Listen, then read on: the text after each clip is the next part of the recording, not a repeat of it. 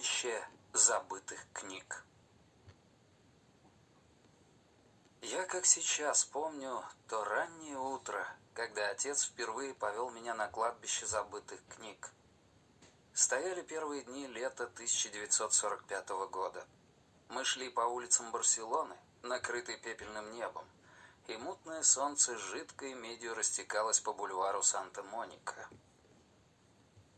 «Даниэль, ты никому не должен рассказывать о том, что сегодня увидишь», — предупредил меня отец. «Даже твоему другу Томасу». «И маме?» — спросил я полушепотом. Отец вздохнул, заслонившись от меня своей неизменной грустной улыбкой, которая делала сумрачным его лицо.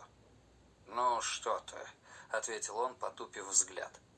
«От нее у нас нет секретов. Ей все можно рассказывать». Мать умерла сразу после гражданской войны, во время вспышки холеры. Мы похоронили ее на кладбище Монжуик в день, когда мне исполнилось 4 года. Помню, весь день и всю ночь шел дождь, и я спросил у отца: «Небо тоже плачет?» И он не смог мне ответить, его подвел голос.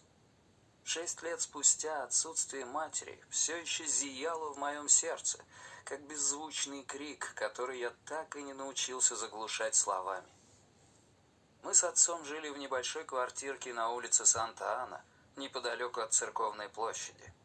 Квартира располагалась над унаследованным от деда магазином, торговавшим антикварными изданиями и подержанными книгами, заколдованным царством, во владение которым, как полагал мой отец, в один прекрасный день должен был вступить я.